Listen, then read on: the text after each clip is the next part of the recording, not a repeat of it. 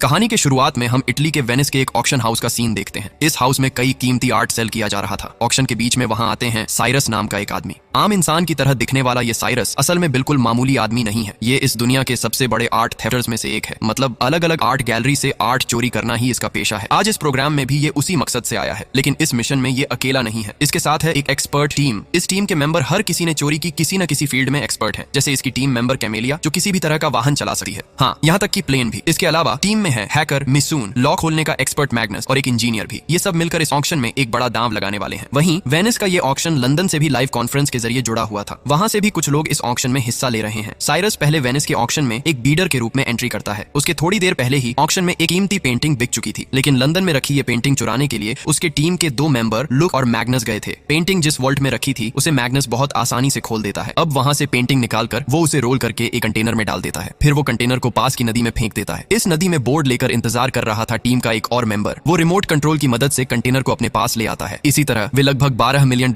की van Gogh की painting चोरी कर लेते हैं। लेकिन सबसे बड़ा खेल अब भी दिखाने वाला है साइरस। साइरस खुद अचानक वेनिस के उस ऑक्शन में हाजिर होता है। वहां आता है दुनिया का सबसे फेमस डिजिटल आर्टिस्ट एनेट। ये एनेट नाम का शख्स ऑक्शन में मास्क पहनकर हिस्सा ले रहा था। इस दुनिया में कोई भी उसका असली पहचान नहीं जानता, क्योंकि वो एक एनोनिमस आर्टिस्ट है। इसलिए यहाँ भी वो मास्क पहनकर ही हाजिर होता है। एनेट के आते ही सामने पेश किया जाता है उसका बनाया हुआ NFT मास्क। ये NFT मास्क असल में कई कैमरों से बना है। इसमें मौजूद AI कैमरे आसानी से परफेक्ट इमेज तैयार कर सकते हैं। यहाँ तक कि जिस किसी के चेहरे पर मास्क होगा उसके कल्पना अनुसार डिजिटल आर्ट बना सकता है ये डिवाइस। अब समझ ही सकते हो कि ये NFT ऑक्शन की सबसे कीमती चीज बनने वाला है। ऑक्शन शुरू होते ही बाकी सबकी तरह साइरस भी कीमत बढ़ाने लगा है और यहाँ तक कि $20 मिलियन में ये डिवाइस खरीद भी लेता है। इतने सब के बीच पूरे समय पर उसकी हर हरकत पर नजर रख रहे थे इंटरपोल ऑफिसर एबी। एबी कई बार साइरस को पकड़ने की कोशिश कर चुका था, लेकिन हर बार फेल हो गया। उसे पता था कि साइरस इस ऑक्शन को किसी भी हालत में मिस नहीं करेगा, इसलिए उसने पहले से ही पूरे जगह पर कई कैमरे लगा रखे थे। इन कैमरों से वह साइरस पर नजर रखना शुरू कर देता है। जब वो देखता है कि साइरस NFT खरीद रहा है तो उसे समझ आ जाता है कि साइरस अपने दिमाग में कोई मास्टर प्लान बना रहा है, और उसका अनुमान सच साबित होता है। जब साइरस की टीम मेंबर मिनसून एक बटन प्रेस करता है। जैसे ही मिनसून बटन प्रेस करता है एक छोटे विस्फोट जैसी आवाज होती है। इसके चलते पूरे ऑक्शन हाउस की लाइट्स बार बार जलने बुझने लगी हैं। हाउस के अंदर मौजूद कई गेस्ट डर के मारे बाहर निकलने लगे हैं। दूसरी तरफ मिनसून एनेट से कहता है, आइए सर, हम आपको सेफ जगह पहुंचाते हैं। लेकिन साइरस आता है और कहता है उसने तो अभी $20 मिलियन में अपना NFT मास्क खरीद लिया। अब उसे इस डिवाइस का एक्सेस कोड भी चाहिए, क्योंकि एक्सेस कोड के बिना कोई भी इसे चला नहीं सकता।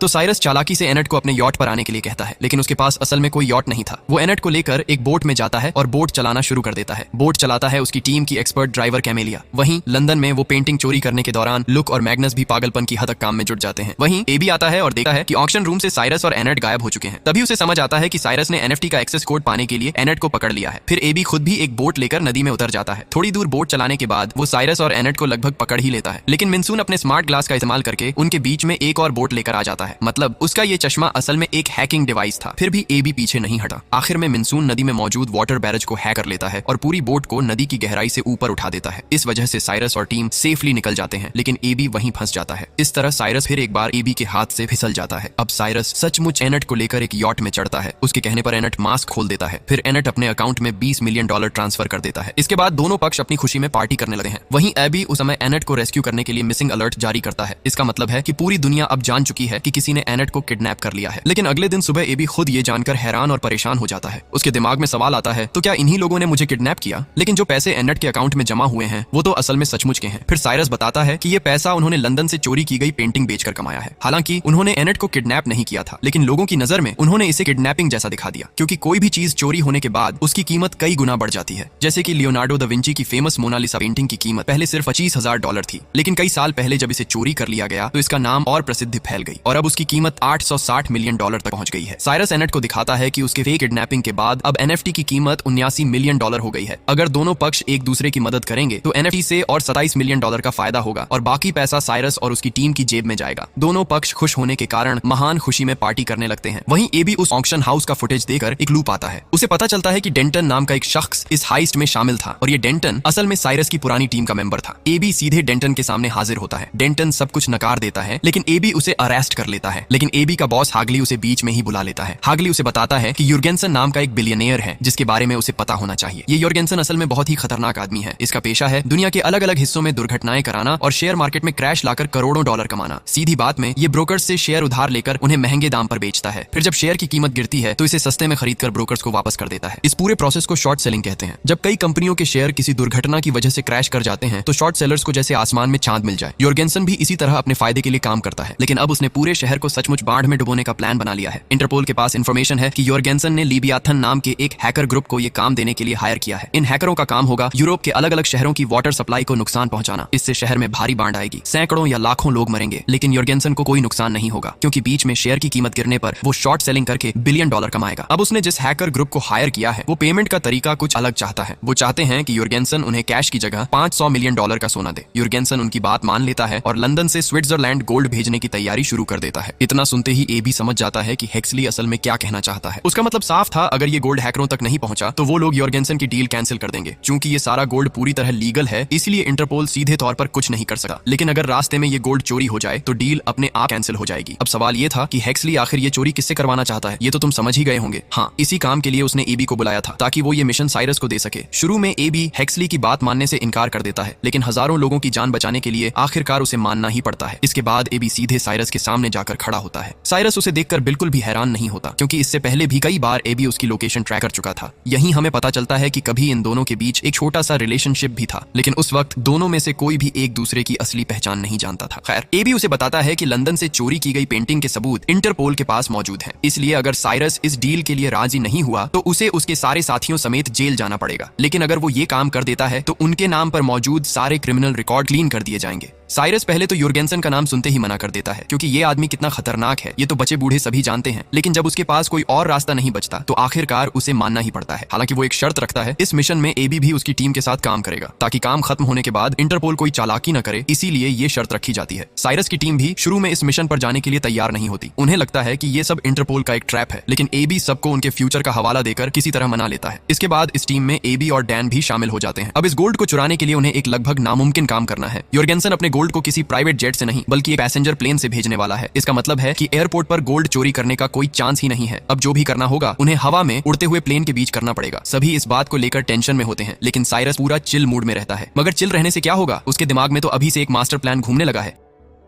इधर अब हम पहली बार यूर्गेंसन को सामने से देखते हैं। वो कितना खतरनाक है इसका एक छोटा सा नमूना हमें एक फ्लैशबैक में देखने को मिलता है। उससे पंगा लेने की वजह से एक आदमी को वो सीधे कुत्तों का खाना बनवा देता है। ये काम उसकी तरफ से उसका राइट हैंड डोनाल्ड करता है। अगली सुबह एबी देखती है कि साइरस काफी फ्रेश और फुरफुरे मूड में है। दोनों के बीच फिर से पुराने रोमांटिक दिनों की बातें होने लगी हैं। एबी बताती है कि उसके इंटरपोल ज्वाइन करने के पीछे एक छोटी सी कहानी है। बचपन में जिस स्कूल में वो पढ़ती थी वहाँ उसकी माँ हेड टीचर थी। उस स्कूल में एक बहुत कीमती पेंटिंग लगी हुई थी, लेकिन एक दिन वो पेंटिंग ऑफिस से चोरी हो जाती है। इस घटना से उसकी माँ को बहुत गहरा सदमा लगा है। उसी दिन से एबी ने दिल ही दिल में 8 चोरों को पकड़ने की कसम खा ली और बड़े होकर इंटरपोल ज्वाइन करने की उसकी सबसे बड़ी वजह भी यही बनी। खैर, बातचीत खत्म होने के बाद अब साइरस सबको अपना प्लान समझाना शुरू करता है क्योंकि उन्हें काम हवा में उड़ते प्लेन के बीच करना है, इसलिए इसके लिए उन्हें एक प्राइवेट जेट चाहिए होगा। अब सही साइज का प्राइवेट जेट ढूंढना थोड़ा मुश्किल होता है, लेकिन आखिरकार वो एक जेट को सिलेक्ट कर लेते हैं। पर ट्विस्ट ये था कि उस जेट का मालिक था बिलियनियर मोलसेन और उसी की खरीदी हुई पेंटिंग को उन्होंने लंदन से चोरी किया था। तो अब साइरस और एबी सीधे मोलसेन से मिलने जाते हैं। साइरस उससे कहता है कि अगर वो अपना प्लेन उन्हें उधार दे दे तो वो एनट से उसके लिए एक खास NFT बनवाएंगे जिसकी कीमत कई मिलियन डॉलर होगी। काफी सोच विचार के बाद मोलसेन उनकी बात मान जाता है। उसका प्राइवेट जेट वैसे भी बेहद महंगा और लग्जरी था। वो बड़े गर्व से उन्हें उस जेट के सारे फीचर्स दिखाने लगा है। इस प्लेन के नीचे एक बड़ा LED स्क्रीन भी लगा था जिस पर रिमोट की मदद से अलग अलग मैसेज डिस्प्ले किए जा सकते थे। खैर, प्राइवेट जेट का इंतजाम तो हो गया। अब उन्हें अगले स्टेप के बारे में सोचना था। जिस प्लेन से उन्हें गोल्ड चुराना है वो कोई आम जहाज नहीं बल्कि दुनिया का सबसे बड़ा पैसेंजर एयरक्राफ्ट एयरबस 380 है। 4 इंजन वाला ये विशालकाय प्लेन और इसके नीचे एक छोटे प्लेन को उड़ाना अपने आप में बहुत बड़ी चुनौती है। ये प्लान सुनने में ही इतना नामुमकिन लगा है, फिर भी साइरस को पूरा भरोसा होता है कि वो ये काम कर सकते हैं। इस हाईएस्ट को कामयाब बनाने के लिए पूरी टीम जोर शोर से तैयारी में जुट जाती है। हर चीज का 3D मॉडल बनाकर वो लोग प्रैक्टिस भी शुरू कर देते हैं। कैमेलिया सिम्युलेटर पर लगातार प्लेन उड़ाने की प्रैक्टिस करने लगी है क्योंकि जेट प्लेन उसी को उड़ाना है। उधर मैग्नस लेजर से वॉल्ट काटने की प्रैक्टिस में जुट जाता है। अब अगर कैमेलिया एयरबस के प्लेन के नीचे पहुंच भी जाती है तो उसके सामने एक और बड़ा खतरा होगा। दुनिया का कोई भी एयर ट्रैफिक कंट्रोल 2 विमानों को 1000 फीट के अंदर आने की इजाजत नहीं देता। इतनी नजदीक 2 प्लेन को देखकर ATC पूरी तरह घबरा जाएगा और तुरंत पायलट को इसकी इंफॉर्मेशन दे देगा। ऐसे में साइरस का पूरा हाइस्ट प्लान फेल हो सकता है। इसीलिए वो लोग तय करते हैं कि ये काम अटलांटिक महासागर के पास एक बेहद सुनसान इलाके में किया जाएगा और ज्यादा सेफ्टी के लिए मिनसून एक खास डिवाइस बनाना शुरू करता है जिसका नाम है PSID। इस डिवाइस का काम होगा प्लेन के सारे रडार सिग्नल को गायब कर देना। इससे कम से कम एक प्लेन रडार की नजरों से इनविजिबल हो जाएगा। हालांकि इसके बावजूद पकड़े जाने का रिस्क तो रहेगा ही। जिस जगह को उन्होंने सेलेक्ट किया है वहां से सिर्फ एक ही ATC कनेक्ट होता है और उसका लोकेशन है ब्रुसेल्स, बेल्जियम। इसलिए उन्हें वहां एयर ट्रैफिक कंट्रोल में भी अपना एक आदमी चाहिए जो पायलट से लगातार संपर्क में रहे और ये सुनिश्चित करे कि सब कुछ सेफ है। एबी इस काम के लिए एकदम परफेक्ट इंसान को जानती थी, हैरी। वो लोग सीधे ब्रुसेल्स जाकर उससे मिलते हैं। बाकी सबकी तरह हैरी भी पहले मना कर देता है, लेकिन जैसे ही साइरस उसे $1 मिलियन का ऑफर देता है वो खुशी से तुरंत राजी हो जाता है। ये टेंशन तो किसी तरह खत्म होती है, लेकिन उनके सामने एक नई मुसीबत आ खड़ी होती है। कमिश्नर हेक्सली अचानक उन दोनों से मिलने की इच्छा जताता है। मुलाकात के बाद वो बताता है कि योर्गेंसन ने अपनी ही कंपनी के एक एम्प्लॉय को ऊपर पहुंचा दिया है। यही वो आदमी था जो इंटरपोल को योर्गेंसन के सारे प्लान की इंफॉर्मेशन देता था। मतलब साफ है योर्गेंसन कोई कच्चा खिलाड़ी नहीं है। हेक्सली बताता है कि अब सिर्फ 10 दिन बाद योर्गेंसन अपना सारा गोल्ड ट्रांसफर करने वाला है। ये सुनकर साइरस कहता है कि सिर्फ 10 दिन इस हाइस्ट की तैयारी के लिए बिल्कुल भी काफी नहीं है। तब हेक्सली धमकी देता है कि वो पूरी टीम को जेल भेज देगा। जवाब में साइरस साफ कह देता है कि उसे इन धमकियों से कोई फर्क नहीं पड़ता, लेकिन सिर्फ आम लोगों और एबी की वजह से वो रिस्क लेकर भी ये काम करेगा। अगले ही दिन अचानक वो लोग टीवी पर एक ब्रेकिंग न्यूज देखते हैं। खबर में बताया जाता है कि स्पेन की राजधानी मैड्रिड का वाटर सिस्टम हैक हो गया है। हैकरों ने आर्टिफिशियल तरीके से भयानक बाढ़ पैदा कर दी जिससे सड़कों पर पानी भर गया और अब तक 13 लोगों की मौत भी हो चुकी है। असल में ये सिर्फ एक डेमो था जो हैकर ग्रुप लिवियाथन योर्गेंसन को दिखाना चाहता था। योर्गेंसन ये देखना चाहता था कि क्या लिवियाथन सच में उसकी डिमांड पूरी कर सकता है या नहीं, लेकिन ये डेमो देखने के बाद उसके सारे शक खत्म हो जाते हैं। इधर ये सब देखकर साइरस अपनी टीम से कहता है, एक बार फिर सोच लो, ये रास्ता हमारे लिए मौत का जाल बन सकता है। वो कहता है कि अगर जरूरत पड़ी तो वो अकेले ही कुछ करेगा, लेकिन कोई भी उसे अकेला छोड़ने के लिए तैयार नहीं होता, क्योंकि बात सिर्फ उनकी नहीं बल्कि आम लोगों की जिंदगी की है। और इसी वजह से वो तय कर लेते हैं कि ये मिशन वो हर हाल में पूरा करेंगे। आखिरकार अब पूरी टीम दोबारा पूरे जोश के साथ तैयारी में जुट जाती है। साइरस लुक से कहता है कि वो NFT डिवाइस से सारी कैमरे निकालकर उन्हें प्लेन के अलग अलग हिस्सों में लगा दे। इन कैमरों की मदद से प्लेन के बाहर की हर चीज साफ साफ दिखाई देगी। इससे उस विशाल एयरबस के नीचे जेट प्लेन को बिल्कुल परफेक्ट तरीके से लॉक करना आसान हो जाएगा। साथ ही प्लेन को रडार से इनविजिबल रखने के लिए कई मेटल प्लेट्स भी लगानी होंगी। लुक बिना समय गंवाए अपना काम शुरू कर देता है। इसी बीच मिनसून अपना PSID डिवाइस भी तैयार कर लेता है, लेकिन ये डिवाइस देखने में बिल्कुल बम जैसी लगती है। एबी की सलाह पर इसे अलग अलग पार्ट्स में बांटकर सबको दे दिया जाता है। ये सारे पार्ट्स बाद में प्लेन के अंदर फिर से असेंबल किए जाएंगे ताकि रेडियो सिग्नल को जैम किया जा सके। जब सारी तैयारियां पूरी हो जाती हैं तब टीम हाइस्ट के लिए रेडी हो जाती है। प्लान के मुताबिक कैमेलिया को छोड़कर बाकी सभी एयरबस के प्लेन की टिकट खरीद लेते हैं, क्योंकि जेट प्लेन को सिर्फ कैमेलिया ही उड़ाकर एयरबस के नीचे लेकर आने वाली है। उनका प्लान था कि बीच के किसी एयरपोर्ट पर खराब मौसम का बहाना बनाकर प्लेन को लैंड करवाया जाए, और चूंकि प्लेन रडार सिस्टम से गायब रहेगा इसलिए किसी को कुछ शक भी नहीं होगा। दूसरी तरफ ATC से प्लेन को गाइड करने के लिए हैरी पहले से मौजूद रहेगा। तो प्लान के मुताबिक इमरजेंसी लैंडिंग के दौरान वो सारा गोल्ड चोरी करके जेट प्लेन से फरार हो जाएंगे। यही उनका पूरा प्लान था।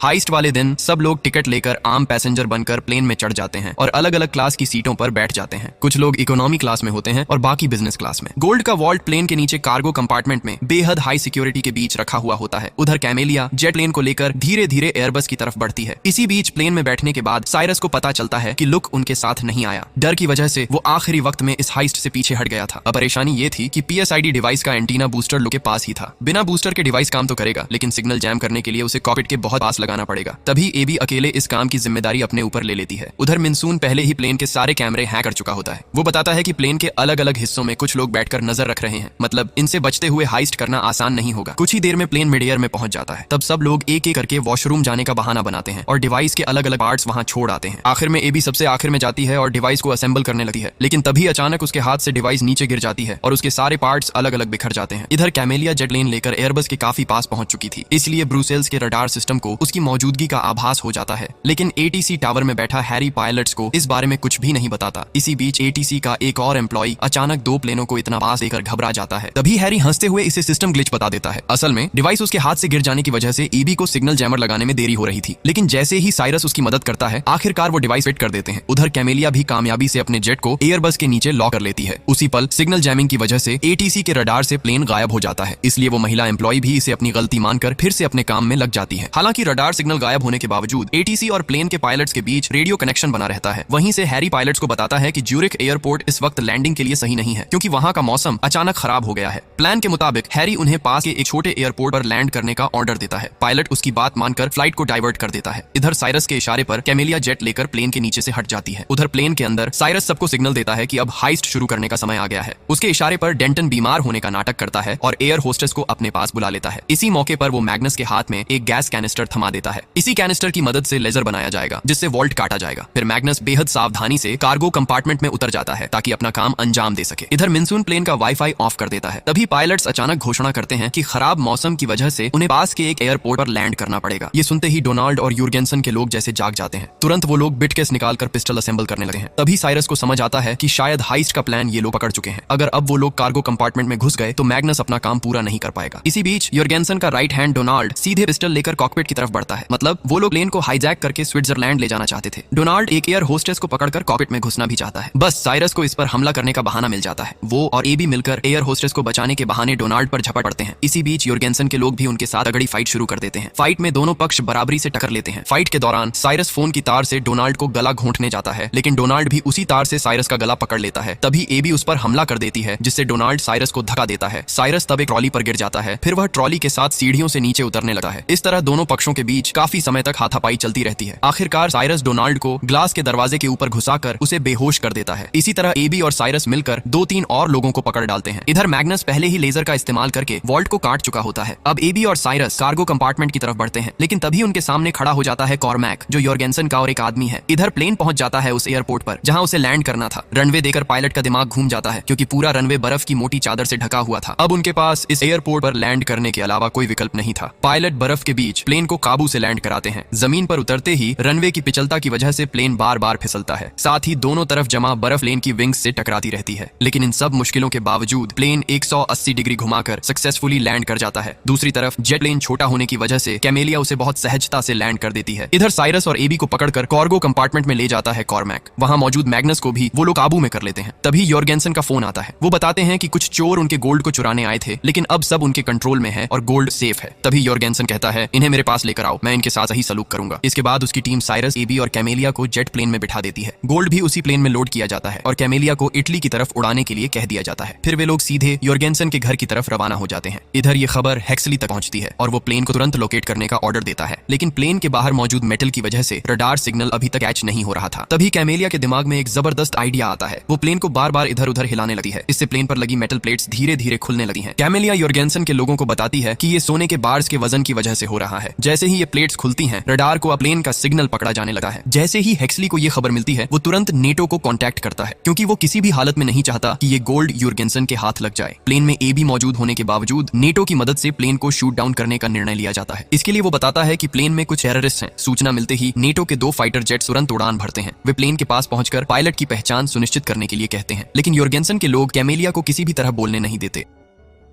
इधर एटीसी से हैरी नेटो ऑफिसर्स को बताता है कि प्लेन में सिविलियन मौजूद हैं। फिर वो ऑफिसर हेक्सली को कांटेक्ट करता है। फिर भी हेक्सली प्लेन को शूट डाउन करने के फैसले पर अड्डा रहता है। इसके बाद नेटो 60 सेकंड का वार्निंग देकर मिसाइल फायर के लिए तैयार हो जाता है। हालात को देखते हुए एबी और साइरस तुरंत यूर्गेंसन के लोगों पर हमला कर देते हैं। इस बीच फिर से एक भयंकर फाइट शुरू हो जाती है। काफी समय तक चलने वाली इस फाइट के बाद प्लेन का दरवाजा खुल जाता है। तभी यूर्गेंसन के लोग प्लेन से गिरने लगते हैं। इस बीच एबी रिमोट कंट्रोल लेकर प्लेन के एलईडी स्क्रीन पर लिख देती है कि इस प्लेन में सिविलियन मौजूद हैं। फिर बहुत मेहनत से रिमोट से दरवाजा बंद कर देती है। उधर कैमेलिया प्लेन को जबरदस्त स्टाइल में पूरी तरह उल्टा घुमा देती है ताकि सिचुएशन कंट्रोल में रहे। ये मैसेज भी तब नेटो की नजर में आता है, जिसकी वजह से वे प्लेन को शूट नहीं करते और वापस लौट जाते हैं। लेकिन कॉकपिट में अब भी यूर्गेंसन का राइट हैंड कॉर्मैक मौजूद था। वो कैमेलिया को मारते हुए प्लेन को लैंड करने के लिए दबाव डालता है। तभी कैमेलिया प्लेन लेकर एक जबरदस्त नोज ड्राइव देती है। इस अचानक ड्राइव की वजह से कॉर्मैक कॉकपिट में गिरकर बेहोश हो जाता है। साथ ही इस ड्राइव में कैमेलिया का हाथ भी मुड़ जाता है। अब एबी और साइरस किसी तरह प्लेन को कंट्रोल करने की कोशिश करते हैं, लेकिन प्लेन की विंग पर लगी एक प्लेट लगने से प्लेन बैलेंस खो देता है। इसके चलते प्लेन तेजी से नीचे क्रैश होने लगा है। इधर यूर्गेंसन के घर में उसके पास मिलने आई थी लिविथियन ग्रुप की हैकर टीम। वो उन्हें आश्वासन देता है कि कुछ ही समय में गोल्ड उनके सामने आएगा, लेकिन उन्हें कभी भी नहीं लगा कि गोल्ड ऐसे आएगा, क्योंकि जेट प्लेन सच में उसके घर के सामने क्रैश कर देता है। मतलब सारी कहानी और प्लानिंग के बाद गोल्ड सीधे उसके हाथ में पहुंच जाता है। प्लेन क्रैश होने के बावजूद साइरस और उसकी टीम बच जाते हैं, लेकिन यूर्गेंसन अब पिस्टल लेकर उनके सामने बढ़ता है। इधर लिविथियानो जब पता चलता है कि इंटरपोल उनके पीछे है, तो वे इस डील से हटना चाहते हैं। तभी यूर्गेंसन उनके लीडर को सबके सामने गोली मारकर ऊपर भेज देता है। इसके बाद यूर्गेंसन एबी और साइरस से पूछता है, तुम लोगों में से कौन इंटरपोल एजेंट है? इस पर एबी कुछ कहने ही वाला था कि साइरस बोल देता है, यही है इंटरपोल एजेंट। यूर्गेंसन तुरंत उसे खत्म करने की कोशिश करता है, लेकिन तभी हेक्सली की अगुवाई में इंटरपोल की फोर्स वहां पहुंच जाती है। अब यूर्गेंसन अपने साफ सुथरे होने का नाटक करने लगा है। वो कहता है कि ये लोग जेट छीनकर मेरे घर में घुसाए थे, इसीलिए मैंने नेवीज को डिफेंड करने के लिए गोली चलाई। लेकिन उसे पता नहीं था कि उसके सामने साइरस नाम का मास्टरमाइंड खड़ा है। साइरस और एबी को पकड़ लिया गया था, लेकिन मैग्नस पहले ही टूट चुका था। इधर मिसुन और डेंटन अब भी एयरबेस में मौजूद है। जब यूर्गेंसन लिविथियन एजेंट को गोली मारता है, वो सीन कैमरे में रिकॉर्ड हो जाता है। साथ ही क्रैश्ड प्लेन पर कई कैमरे लगे हुए थे। साइरस के कहने पर मिनसुन पूरी घटना रिकॉर्ड कर लेता है। अब साइरस सबके सामने वो वीडियो फैंस कर देता है। तभी इंटरपोल को यूर्गेंसन का क्राइम सबूत मिल जाता है और उसे अरेस्ट कर लिया जाता है। ऐसे में सब कुछ खत्म हो सकता था, लेकिन तभी एबी को पता चलता है कि हेक्सली ने उनके प्लेन को शूट करने का ऑर्डर दिया था। एबी तुरंत उसे थप्पड़ मारकर इंटरपोल से रिजाइन कर देता है और फिर क्या होगा वो तो आप खुद अंदाजा लगा सकते हो। फाइनली एबी साइरस की टीम में शामिल हो जाता है और उनका एक हिस्सा बन जाता है। कुछ हफ्तों बाद साइरस उसे एक सरप्राइज देता है। वो वही आदमी था जिसने एबी के स्कूल से बचपन में पेंटिंग चोरी की थी। साइरस उसे ढूंढ निकालता है और वही पेंटिंग खुद खरीदकर स्कूल में वापस कर देता है। लेकिन यही नहीं, साइरस अब एबी को सबसे बड़ा ट्विस्ट भी बताता है। असल में गोल्ड उनकी टीम के हाथ से नहीं गया था। साइरस के अनुसार मैग्नस ने पहले ही नकली गोल्ड बार बना रखे थे और उन्हीं नकली गोल्ड बारों को सही टाइप के वॉल्ट में रखकर उसी प्लेन के कार्गो में भेजा गया। मतलब जब मैग्नस वॉल्ट खोलने गया, उसने असल वॉल्ट को समुद्र में फेंक दिया और नकली वॉल्ट को कार्गो में रखा। इस तरह हेक्सली ने सच में नकली गोल्ड ही पाया। सिर्फ यही नहीं, लुक ने भी टीम को धोखा नहीं दिया। उसका असली काम था गोल्ड वॉल्ट को सही तरीके से समुद्र में फेंकना। अब एबी और साइरस पूरी टीम के साथ मिलकर रिमोट कंट्रोल से वॉल्ट को समुद्र से निकालते हैं। मतलब अब उनकी हर किसी की जेब करोड़ों डॉलर से भर गई। इस खुशी में वे सभी जोरदार पार्टी मनाते हैं। साथ ही साइरस और एबी के बीच नई रिलेशनशिप भी बनती है। फाइनली इस परफेक्ट एंडिंग के साथ यह मूवी यहीं खत्म होती है।